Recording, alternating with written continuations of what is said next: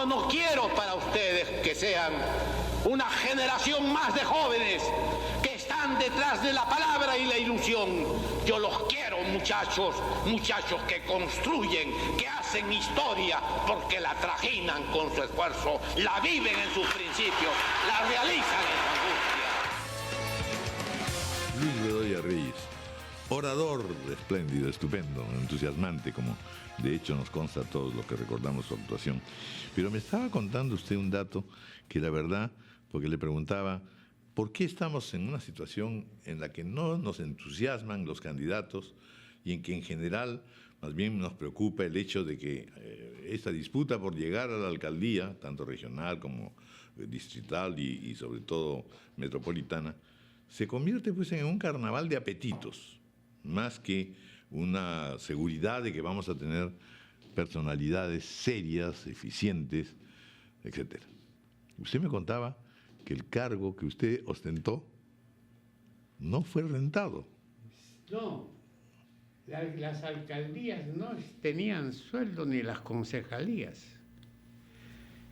Durante todos los años que transcurrieron del año 16 al año 64, las alcaldías fueron ad honorem.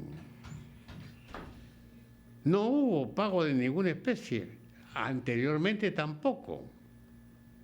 Y era pues un título honorífico. Lo que ha malogrado ha sido la manía de darle al cargo de alcalde y al cargo de concejal sueldo.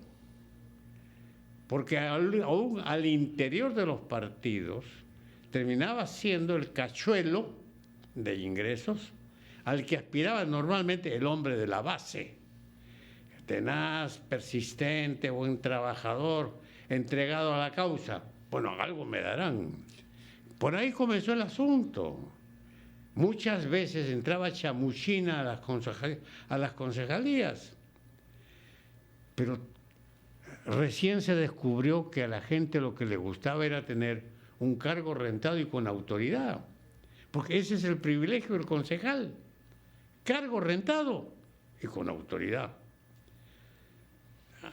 Anteriormente los concejales eran jueces de faltas. ¿Por qué? Todos los municipios concesionaban los servicios, para lo cual licitaban avisos, mercados, transportes, todo se licitaba. Bueno, ¿Qué hacía el juez? ¿Qué hacía el concejal? Ser juez por si el servicio que prestaba el que había ganado la concesión no servía bien. Y se quejaba ante el concejal, inspector del servicio. Entonces era lo que podríamos llamar un juez de faltas. Era una relación distinta, porque en realidad era de vigilancia. El modelo estaba venido de la ley inglesa, que era de 1892. Sí, pues. Fuera de tiempo, pero muy sabia. Dígame usted, este es un factor determinante. Usted me decía que habían dos factores que han llevado a la situación, no sé si de postración, pero en fin de dificultad para la administración municipal. Lo otro es lo que señalaba, el crecimiento de Lima, que es un crecimiento pues absolutamente expansivo y que eso nos ha originado entonces una multiplicidad, una ciudad ya inmanejable, ingobernable. Si bien, por ejemplo, hemos aprovechado lo de la Costa Verde, pero la Costa Verde pues necesita muchos más trabajos. Estamos extendiéndonos hasta Lurín, vamos más allá de Ventanilla, llegaremos a Huaral y a Pucusana. En fin, ¿cómo se maneja todo eso? Soy responsable en parte, porque en realidad muchas cosas en Lima se han hecho no imprevisiblemente, sino imprevistamente. Gracias a los miles de toneladas de piedra y tierra que se sacó excavando la vía expresa, se construyeron los molones,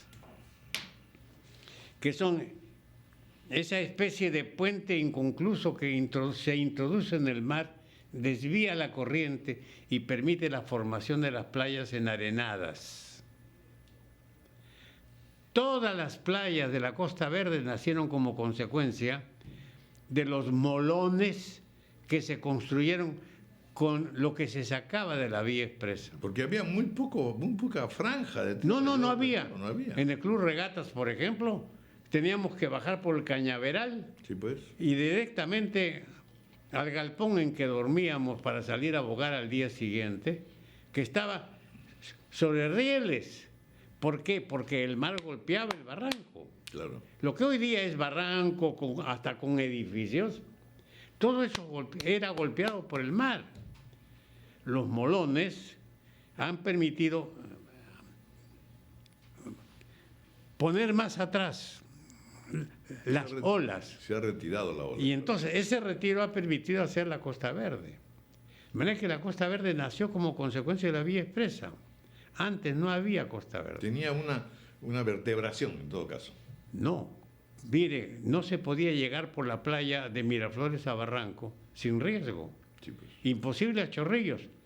Los bañadores en Chorrillos, que eran los grandes ambos, que tenían que cargar a las señoras para que se dieran un baño de asiento en el mar. De ahí venía la frase el baño de asiento, claro. Claro que era un baño de asiento, el sambo cargaba. Bueno, pero ahí nomás. Los osos. Los osos, de todas maneras, cargaba una joya. No, tranquilamente el novio estaba mirando.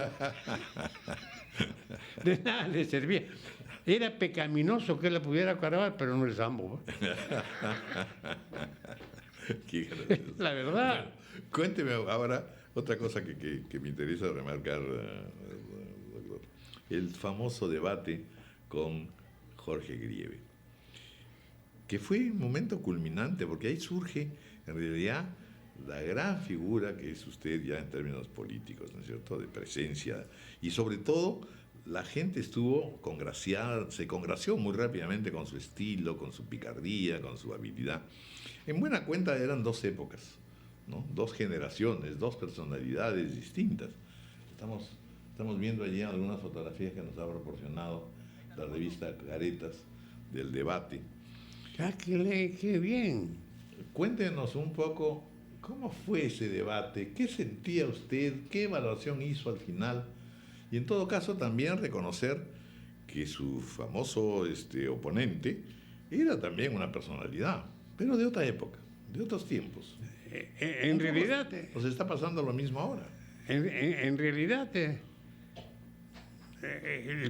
la cosa tiene una historia muy larga. Pero poniendo el punto sobre los hitos, Belaúnde había ganado el año 63,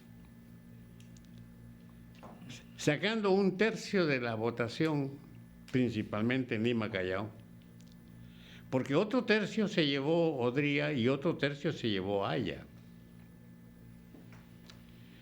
Triunfante en el mes de junio del año 63, Belaúnde se encontró con que el Parlamento, que tenía la misma proporcionalidad de fuerzas, no le respondía a él como mayoría. Y tenía un proceso electoral para diciembre, porque había ofrecido elecciones municipales. Yo era su ministro de Justicia.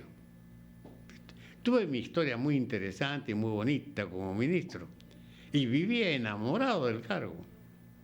Cuando comenzaron a presionarme para que me lanzara yo a la alcaldía. Yo del municipio no sabía sino lo que me habían enseñado profesionalmente en la Universidad de San Marcos, dentro de un curso que se llamaba Derecho Administrativo, el capítulo referido a los gobiernos locales, que eran 2 lecciones o 3 lecciones del catedrático. Estaba en la luna. Me negué. Belaúnde ofreció la aspiración prácticamente como regalada a personalidades.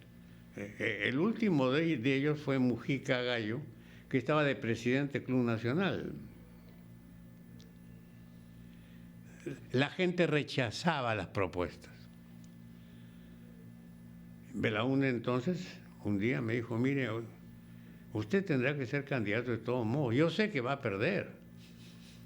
¿Por qué? Porque usted tiene el respaldo nuestro con la democracia cristiana, es 1/3, y los otros candidatos sacaron cada uno 1/3. La confrontación de Belaúnde con el APRA y el odrismo, a quienes había derrotado, pero independientemente como grupo cada uno, les dolía, pero peor que les duele ahora a más de uno haber perdido esta o esta otra elección. La pasión política es muy fuerte, lo estamos viendo, que personalidades de repente se expresan no siempre en forma propia con respecto a sus animadversiones retenidas por tiempo. Bien, a mí me ocurría entonces que yo tenía que confrontarme cuando el APRA y la Unión Odrista se habían unido. La derrota era segura, era 1/3 contra 2/3 que se habían evidenciado en el mes de junio, y las elecciones iban a ser en diciembre. Belaúnde me ofreció lo siguiente: designe usted a su reemplazo en el Ministerio de Justicia. El día 15 son las elecciones y el día 16 vuelve usted a jurar como ministro de Justicia. Yo tenía simpatía y gusto por el Ministerio, pero no angurria. Me dolió un poco, porque era una especie de... Sacrifíquese, que después lo volvemos sí, a no, reponer. misericordioso me daban el retorno. Me chocaba el asunto como diablo. Y dije, no. Pero era la señora la que tenía, la señora de Odría, la que tenía la candidatura adversa. Doña El María caso Delgado de Odría. El caso del 3 años después, cuando fui a la reelección, porque gané el primer proceso, fue distinto. Porque Grieve, Jorge Grieve, era un hombre de fama internacional. Había en Estados Unidos un comité especial que se llamaba los 9 sabios. Así es. Escogidos en Latinoamérica. De la OEA, ¿no? Como asesores de la OEA. Y él era uno de los 9. Sí, pues. Entonces dijeron, este va a chancar a Bedoya, lo va a hacer Zapatilla. ¿Por qué? Porque como el APRA siempre alegaba ser la mayoría del país, no diciendo la primera minoría, sino a la mayoría, se encontraron que cuando me enfrenté a la señora Delgado de Odría, el APRA y la Unión Odrista estaban ya aliados. Sí, pues. Y los derroté. Tenemos que hacer una pausita, pero sobre todo lo que quiero recordar es su famosa expresión faltoncito, ¿no? Que es también histórica. Una pausa.